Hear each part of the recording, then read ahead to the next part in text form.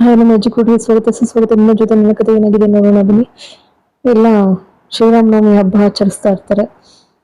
ಹಬ್ಬ ಆಚರಿಸಕ್ಕೆ ಅಂತ ಹೇಳಿ ಎಲ್ಲ ಸಂಭ್ರಮದಿಂದ ಕೂಣಿಗೆ ಕುಪ್ಪಳಿಸ್ತಾ ಇರ್ತಾರೆ. ಇನ್ನು ರಾತ್ರಿ ಎಲ್ಲ ಕುಪ್ಪಳಿಸ್ತಾ ಕೂತಿರ್ತಾರೆ. ತಕ್ಷಣ ನಿಂಗಬಜ್ಜಿ ಬಂದ್ಬಿಟ್ಟು ಏನಿದೆ ಮನೆ ಅಂತ ಅನ್ಕೊಂಡಿದ್ದಾರೆ, ಇಲ್ಲ ಗಣೇಶನ ಪೆಂಡಾಲ್ ಮುಂದೆ ಕುಣಿಯೋ ಅಂತ ಇದು ಅಂತ ಅನ್ಕೊಂಡಿದಾರ, ಸಂಭ್ರಮ ಮಾಡ್ತಿದಾರಲ್ಲ. ನಾನೊಬ್ಳಿದೀನಿ ಅಂತ ಗೊತ್ತಿಲ್ವಾ ನಿಮ್ಗೆ? ನಿಮ್ಗೆ ವಯಸ್ಸಾಗಿದೆ ಅಂತ ತಿಳ್ಕೊಬೇಡಿ ಆಯ್ತಲ್ಲ. ನಾನು ಇವತ್ತು ಕೂಡ ಸ್ಟೆಪ್ ಹಾಕಕ್ ನಿಂತ್ಕೊಂಡ್ರೆ 30 ಜನ ನೋಡ್ಬೇಕು, ಹಂಗೆ ಬೆಕ್ಕಸ್ ಬರ್ಗಾಗಿ ಹಂಗ್ ಕುಣಿತೀನಿ ಗೊತ್ತಾ ಅಂತೇಳಿ ನಿಂಗಮಜ್ಜಿ ಅಂತಾರೆ. ಹಾಗಂತಿದ್ದ ಹಾಗೇನೆ ನಚ್ಚಿ ಅಂತೂ ಊರಕ್ ಶುರುವಾಗ್ತಾನೆ. ಎಷ್ಟು ಚೆನ್ನಾಗಿ ವೆರಿ ಗುಡ್ ಅಜ್ಜಿ, ವೆರಿ ಗುಡ್ ಅಪ್ಪ ಅಂತ ಹೇಳಿ ಅದೇ ತರ ನಿಂಗಮ್ಮನ ಕೈಲೂ ಕೂಡ ಡ್ಯಾನ್ಸ್ ಮಾಡಿಸ್ಬಿಡ್ತಾರೆ. ಈ ಕಡೆ ಶ್ರವಣ್ ತನ್ನ ಸ್ವಂತ ಮಗಳೇ ಪಾಪ, ನಿಜಕ್ಕೂ ಕೂಡ ಆತನಿಗೂ ಕೂಡ ಅರಿವಾಗ್ತಾ ಇಲ್ಲ ನನ್ನ ಮಗಳೇ ಇವಳು ಅನ್ನುವಂಥದ್ದು. ಭೂಮಿಗೂ ಕೂಡ ನನ್ನ ಅಪ್ಪ ಅನ್ನೋದು ಅವಳಿಗೂ ಅರಿವಾಗ್ತಾ ಇಲ್ಲ. ಇಲ್ಲಿ ಶಾರದಾನಿಗೆ ತಿಳಿದು ಬಂದ್ರೆ ಅಷ್ಟೇನೆ ಅವಳ ಕಲ್ಲು ಕೂಗಿ ಹೇಳಕ್ ಸಾಧ್ಯ. ಇಲ್ಲಿ ಅಪ್ಪ ಮಗಳು ಅದ್ಭುತವಾಗಿ ಡ್ಯಾನ್ಸ್ ಮಾಡ್ತಾರೆ ಇಬ್ರು ಕೂಡ. ಅವ್ರು ಡ್ಯಾನ್ಸ್ ಮಾಡ್ತಾ ಇದ್ರೆ ಸಂಗೀತ ಖುಷಿ ಎಲ್ರಿಗಿಂತಲೂ ಕೂಡ. ಎಷ್ಟು ಚೆನ್ನಾಗಿ ಅಪ್ಪ ಮಗಳೇನೆ ಇವರು ಅಂತ ಹೇಳಿ ಸಂಗೀತ ಅಂತ ಭಾವಿಸ್ಬಿಟ್ಟಿದ್ದಾರೆ. ಸರಿ, ಎಲ್ಲ ಸಂಭ್ರಮದಲ್ಲಿ ಆಚರಣೆ ಮಾಡ್ತಾ ಇರ್ತಾರೆ. ಡ್ಯಾನ್ಸ್ ಎಲ್ಲ ಆದ್ಮೇಲೆ ಇನ್ನ ಬೆಳಗ್ಗೆ ಏನಂತೆ ರಂಗೋಲಿ ಹಾಕಕ್ಕೆ ಅಂತ ಹೇಳಿ ಹೋದ್ರೆ ಅಜ್ಜಿ ಬೈದ್ಬಿಟ್ಟು ಅವಳ ಅಂಜು ಕೈಲೇ ರಂಗೋಲಿ ಹಾಕಿಸ್ತಾರೆ. ತಾವು ಮಾತ್ರ ಇವಳನ್ನ ಹಾಕೋಕ್ ಬಿಡೋದೇ ಇಲ್ಲ. ಏನು ಶ್ರವಣ ಬಾಯಿಲಿ, ನನಗೊಂದು ಅನುಮಾನ ಕಣೋ, ಇವಳು ನಿನ್ನ ಸ್ವಂತ ಮಗಳೇನೇನು ಅಂತಾರೆ. ಅದಕ್ಕೆ ಅಯ್ಯೋ ಅತ್ತೆ ಯಾಕಂಗಂತೀರ ಅತ್ತೆ ಅಂದಾಗ, ಅಲ್ಲ ಕಣೋ ಇವಳನ್ನ ಇದಾಳಲ್ಲ ಇವಳು ಮಿಟಕ್ಲಾಡಿ ಇವಳು ಅಕ್ಕ ಅಂತ ಕರಿಬೇಕಲ್ವಾ? ಅದು ಬಿಟ್ಟು ಏಕವಚನದಲ್ಲಿ ಹೆಸರಿಡ್ದು ಕೂಗ್ತಾಳೆ ಇವಳು. ಇವಳಿಗೆ ಎಷ್ಟು ದುರಹಂಕಾರ ನೋಡು. ಅದಕ್ಕೆ ನಾನು ಕೇಳ್ತಾ ಇದ್ದೆ, ನಿನ್ ಮಗಳೇನ ಸ್ವಂತ? ನಿನ್ ಮಗಳಾದ್ರೆ ಇವಳಂಗ್ ಕರೀಲಿಕ್ಕೆ ಸಾಧ್ಯ ಆಗ್ತಿತ್ತ ಅಂತ ಹೇಳಿ. ನಿಜ ತಾನೆ? ಅಯ್ಯೋ ಅತ್ತೆ ಸತ್ಯವಾಗ್ಲೂ ಇವಳು ನನ್ನ ಮಗಳು ಮನಸ್ವಿನೇನೆ ಅಂತ ಹೇಳಿ ಅಂತಾರೆ ಶ್ರವಣ್.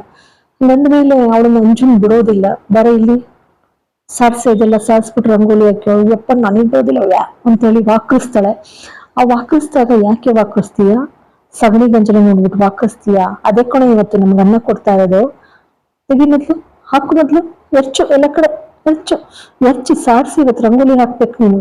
ಹಂಗಾಗ್ತಾ ಹೊರ್ತು ನೀನು ಬಿಡೋದಿಲ್ಲ ಅಂತೇಳಿ ಪಟ್ಟಿಡ್ದು ಕೂತ್ಕೊಳ್ತಾರೆ. ಮತ್ತೆ ಇನ್ನೊಂದು ಸುಂದರವಾದಂತಹ ದೃಶ್ಯ ಅಂದ್ರೆ ಶಾರದಾ ಭೂಮಿ ಮಧ್ಯೆ ಕೂತಿದ್ದಾಳೆ. ನಿಜವಾಗೂ ಅಪ್ಪ ಅಮ್ಮನ ಮಧ್ಯೆ ಮಗಳು ಕೂತಿದ್ದಾಳೆ.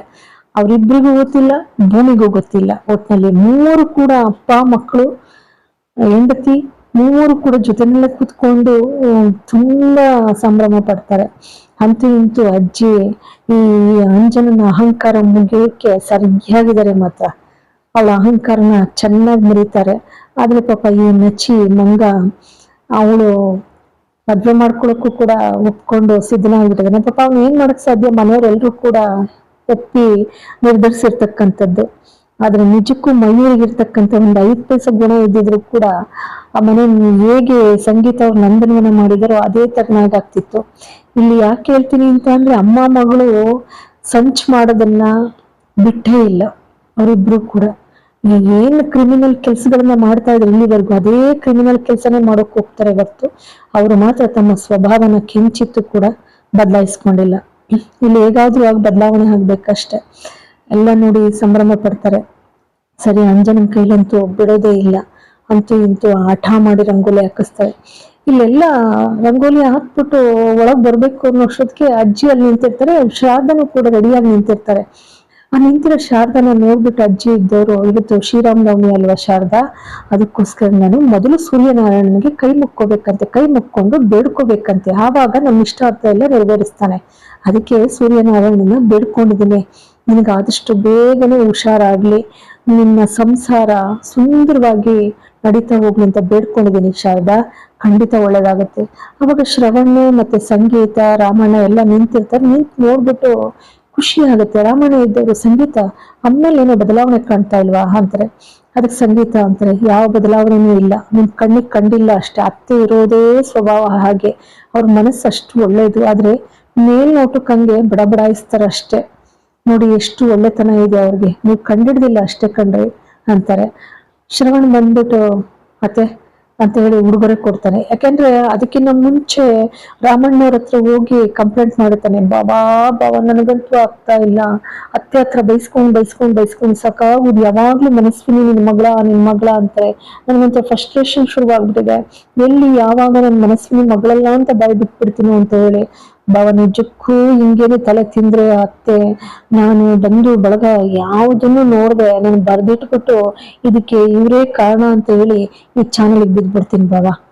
ಆಮೇಲೆ ನಗ್ತಾನೆ ಶ್ರವಣ, ಏನು ನೀನು ಎಂತ ಪುಕ್ಲರು ನೀನು, ದೊಡ್ಡ ಪೊಲೀಸ್ ಆಫೀಸರ್ ನೀನು, ಎಂತ ಕ್ರಿಮಿನಲ್ಗೂ ಎದ್ದಿರ್ತಕ್ಕಂಥ ನಮ್ಮಮ್ಮನಿಗೆ ಎದುರ್ಕೊತಿದ್ಯಲ್ಲ, ಅಯ್ಯೋ ಬಾವಾ ಅವ್ರು ನಿಮ್ಮಮ್ಮನ ಸುಮ್ಮನೆ ಅವ್ರು ಕೊಡೋ ಟಾರ್ಚರ್ ತಡಿಯಕ್ ಆಗ್ತಾ ಇಲ್ಲ, ನೀವ್ ನಗಬೇಡಿ, ಆಮೇಲೆ ನೀವು ಸೇರ್ಕೊಳ್ತೀರಾ, ನೀವೆಲ್ಲ ಜೈಲ್ಗೆ ಹೋಗ್ಬೇಕಾಗತ್ತೆ ಗೊತ್ತಾ.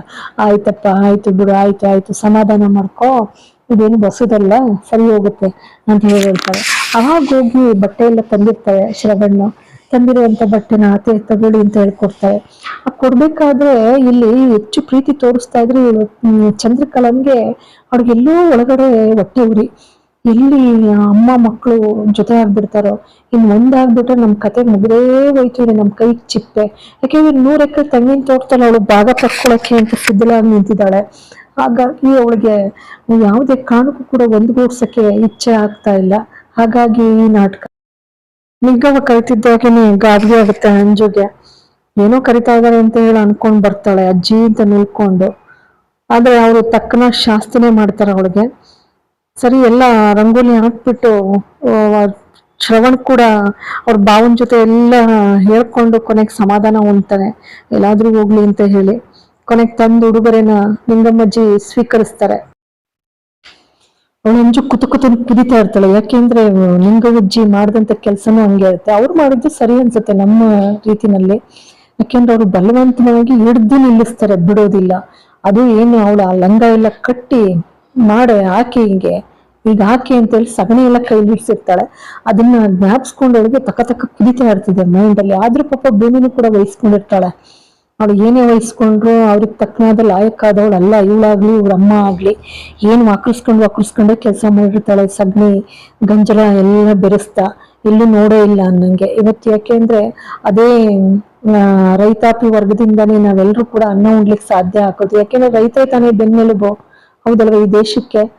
ಅದಲ್ಲದೆ ಏನು ನಾವು ಸಾಕ್ತಿವೋ ಆ ಪಶು ಪಕ್ಷಿಗಳನ್ನ, ಅವು ಕೂಡ ಒಂದ್ ರೀತಿ ನಮ್ಗೆ ಎಲ್ಲ ಅನ್ನಕ್ಕೆ ದಾರಿ ಮಾಡ್ಕೊಡುವಂತಹ ಒಂದು ಮಾರ್ಗಗಳವೆಲ್ಲವೂ ಕೂಡ.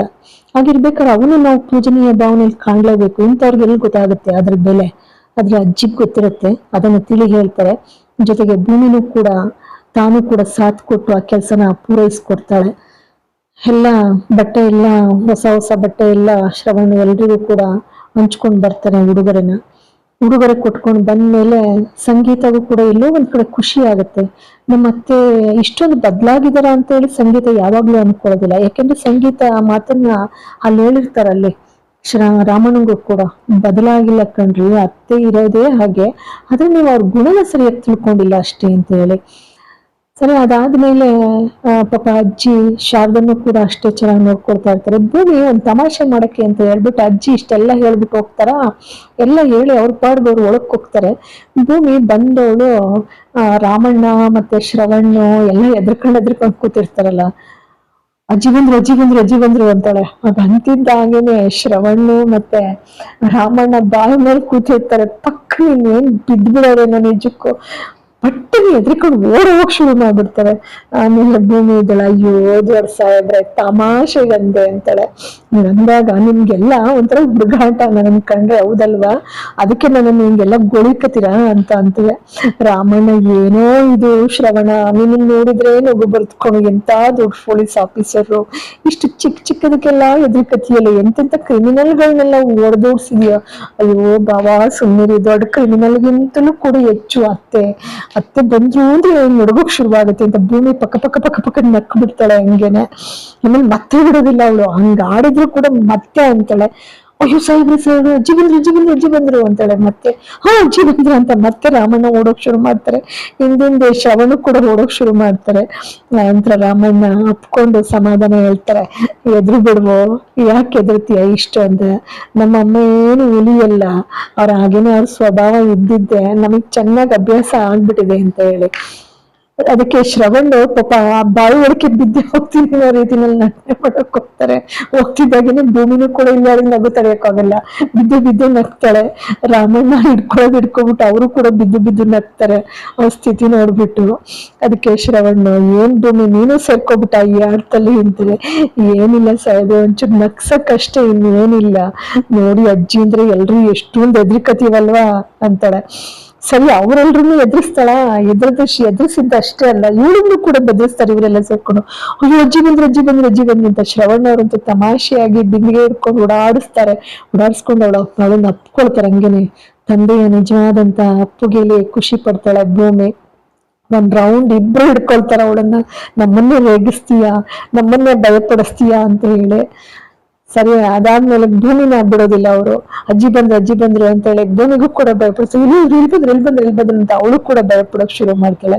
ಅಂತೂ ಎಲ್ರಿಗೂ ಒಂದ್ ರೀತಿ ನಿಂಗಮ್ಮ ಅಂತ ಅಂದ್ರೆ ಒಂದು ಹವಾನೆ ಸೃಷ್ಟಿ ಆಗ್ಬಿಡದೆ. ಯಾಕೆಂದ್ರೆ ಅವರ ಸ್ವಭಾವ ಅಂತಕ್ಕಂಥದ್ದು ಆಗಿದೆ. ಮನಸ್ಸು ಬಹಳಷ್ಟು ಮೃದು, ಆದ್ರೆ ಬಾಯಿನಲ್ಲಿ ಹೊರಟು, ಅಂದ್ರೆ ಆ ಗತ್ತು, ಆ ಮನೆಯ ಯಜಮಾನತಿ ಎನ್ನುವಂತ ಗತ್ತನ್ನ ಉಳಿಸ್ಕೊಂಡಿರೋವಂಥದ್ದನ್ನ ತೋರಿಸ್ತಾರೆ. ಸಾಮಾನ್ಯ ಹಿರಿ ಜೀವಿಗಳಿಗೆ ಅಷ್ಟು. ಎಲ್ಲಿ ನಮ್ಮ ಮಕ್ಕಳು ನಾವೇನಾರ ಜೋರಿಲ್ಲ, ನಾವೇ ರೀತಿ ನಮ್ಮ ಗೌರವನ ಕಾಪಾಡ್ಕೊಳ್ಳಿಲ್ಲ ಅಂದ್ರೆ ನಮ್ಮನ್ನೆಲ್ಲಿ ಬಹಳಷ್ಟು ಕೀಳಾಗಿ ಮಾಡ್ಕೊಬಿಡ್ತಾರೋ ಅನ್ನೋಂಥ ಒಂದು ಹಿಂಜರಿಕೆನಲ್ಲೂ ಕೂಡ ಕೆಲವೊಂದು ಹಿರಿ ತಲೆಗಳು ಆ ತರ ತಮ್ಮ ಗೌರವವನ್ನ, ತಮ್ಮ ಸ್ವಾಭಿಮಾನನ ಉಳಿಸ್ಕೊಳ್ತಕ್ಕಂಥ ಪ್ರಯತ್ನವನ್ನ ಮಾಡ್ತಾರೆ. ಯಾಕೆಂದ್ರೆ ಇವತ್ತಿನ ಸಂದರ್ಭದಲ್ಲಿ ನೋಡ್ತಾನೆ ಇರ್ತೀವಿ, ಹಿರಿಯವರು ವಯಸ್ಸಾದವರು ಅಂದ್ರೆ ಅವ್ರಿಗೇನು ಬೆಲೆನೇ ಇಲ್ಲ. ಯಾಕೆಂದ್ರೆ ಅವ್ರಿಗೂ ಒಂದಿನ ವಯಸ್ಸಾಗುತ್ತೆ ಅನ್ನೋ ಅರಿವೇ ಇರೋಲ್ಲ ಅವ್ರಿಗೆ. ಅವರು ಕೂಡ ವಯಸ್ಸಾಗಿ ಬರ್ಲೇಬೇಕು, ಆ ಘಟ್ಟಕ್ಕೆ ಬರ್ಲೇಬೇಕು ಅನ್ನುವಂಥ ಒಂದ್ ಅರಿವಿದ್ರೆ ಸಾಕು. ಎಲ್ಲೂ ಕೂಡ ಆಶ್ರಮಗಳು ಹೆಚ್ಚಾಗಿ ಇರೋದು ಇಲ್ಲ, ಜೊತೆಗೆ ವಯಸ್ಸಾದವ್ರನ್ನ ಆಶ್ರಮಕ್ಕೆ ಹಾಕ್ತಕ್ಕಂಥ ಸಂದರ್ಭನೂ ಕೂಡ ಬರೋದಿಲ್ಲ. ಶಾರದನ್ ಮಾತ್ರ ತುಂಬಾ ಸುಂದರವಾಗಿ ಶೃಂಗಾರ ಮಾಡಿರ್ತಾರೆ ಅವ್ರಿಗೆ. ಇಲ್ಲಿ ಅಜ್ಜಿನೂ ಕೂಡ ಶಾರದಾ ಬಗ್ಗೆ ಅಷ್ಟೇ ಮೆಚ್ಚುಗೆ ವ್ಯಕ್ತಪಡಿಸ್ತಾರೆ. ಒಳ್ಳೇದಾಗ್ಲಮ್ಮ, ಆ ಸೂರ್ಯನಾರಾಯಣ ಶ್ರೀರಾಮಚಂದ್ರನಿಗೆ ಒಳ್ಳೇದ್ ಮಾಡ್ಲಿ, ನಿನ್ನ ಸಂಸಾರ ಬಹಳ ಸೊಗಸಾಗಿರ್ಲಿ ಅಂತೇಳಿ ಅದೇ ಸಂದರ್ಭಕ್ಕೆ ಶ್ರವಣ್ ಕೂಡ ತಂದು ಉಡುಗೊರೆ ಕೊಡ್ತಾರೆ. ಈಸ್ಕೊಳಕ್ಕೆ ಹಿಂದಿನ ನೋಡ್ತಾರೆ ಅಜ್ಜಿ, ಆದ್ರೆ ಬಿಡುವುದಿಲ್ಲ, ಕೊಡ್ತಾರೆ. ಎಲ್ರಿಗೂ ಕೂಡ ಉಡುಗೊರೆ ಕೊಟ್ಕೊಂಡ್ ಬರ್ತಾರೆ.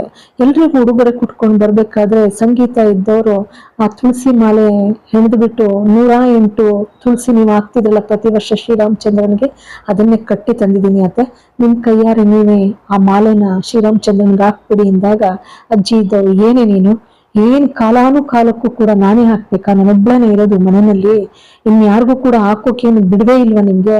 ಇಬ್ಬಿಬ್ರು ಸೊಸೆನರಿದ್ದೀರಾ ಮನೆಯಲ್ಲಿ, ಇಬ್ರಲ್ಲಿ ಯಾರಾದ್ರೂ ಒಬ್ರು ಹಾರ ಹಾಕ್ಬೇಕು ತಾನೆ, ಯಾರು ಪೂಜೆ ಮಾಡ್ಬೇಕು ತಾನೆ, ನನ್ನನ್ನೇ ಕಾಯ್ತಿರಲ್ಲ ನೀವು ಅಂತ ಅಂದಾಗ ಇಲ್ಲಿ ಚಂದ್ರಿಕನಿಗೆ ಎಲ್ಲೋ ಒಂದ್ ಕಡೆ ಅವಳಿಗೆ ಭಯ ಕಾಡಕ್ ಶುರುವಾಗುತ್ತೆ. ಯಾಕೆಂದ್ರೆ ಒಂದ್ ರೀತಿ ಎಲ್ಲಿ ನಮ್ಮ ಅಮ್ಮ ಮಕ್ಕಳು ಸೊಸೆ ಜೊತೆ ಒಂದಾಗ್ಬಿಡ್ತಾಳಂತ ಎಲ್ಲಿಗೆ ಸಂಚಿಕೆ ಮುಕ್ತಾಯವಾಗ್ತದೆ. ಎಲ್ಲರಿಗೂ ಕೂಡ ಅನಂತ ಧನ್ಯವಾದಗಳು.